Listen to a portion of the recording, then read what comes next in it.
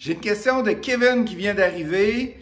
Je veux acheter un duplex qui ne se vend pas depuis 2 ans, donc qui est à vendre depuis au moins 2 ans.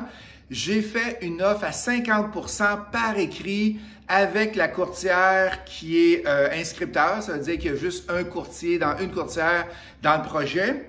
La courtière m'a dit, ben j'ai déjà une offre verbale. J'ai déjà une offre verbale.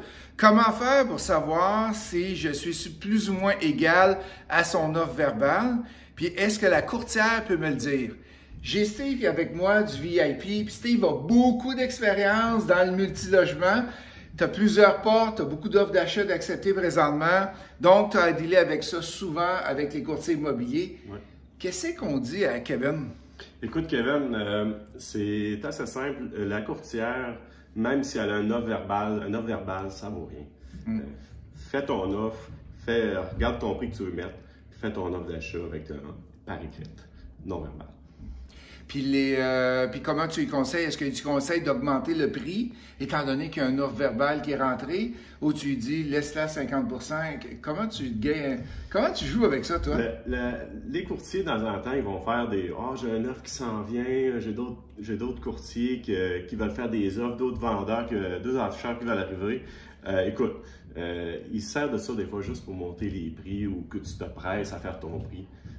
Vérifie tes choses comme il faut. Tant que l'offre n'est pas rentrée, c'est pas une vraie offre. C'est pas une vraie offre. Okay. Puis n'oubliez pas que quand un courtier immobilier vous rappelle, puis vous dit j'ai une deuxième offre qui est rentrée, veux-tu augmenter ton prix? Ça, c'est par la loi, le courtier est obligé de faire ça. Exact. Il est obligé de faire ça. Fait que s'il y a 10 offres qui est rentrée, une offre qui est rentrée, puis il y en avait 9 avant, il est obligé de rappeler tout le monde et de dire regarde, j'ai une 10e offre qui est rentrée, veux-tu augmenter ton prix? Exact. Et moi, au début, ça m'insultait quasiment parce que tabarouette, il veut juste augmenter le prix. Mais là, c'est là que j'ai su que par éthique, ils sont obligés de faire ça. Puis, j'aimerais ça qu'on parle du 50% du prix demandé. Qu'est-ce que tu en penses? Bien, 50% du prix demandé, on a un duplex que ça fait 2 ans qu'il est sur le marché.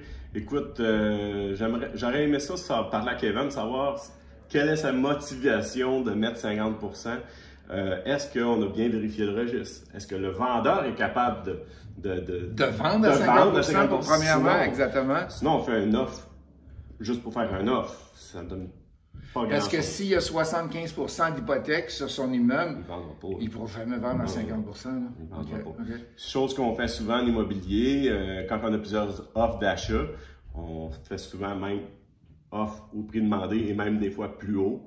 Pour aller négocier. Pour aller négocier. Ouais. Mais dans son cas, il n'y avait pas d'autre offre de rentrée, tout était tranquille. Ah, puis là, il y a une offre verbale qui est rentrée. Moi, l'offre verbale... ça vaut rien. Ça vaut rien. Ça vaut rien. Hey, ben merci beaucoup, Steve. Ça fait plaisir de t'avoir. Merci. Bye. Bye.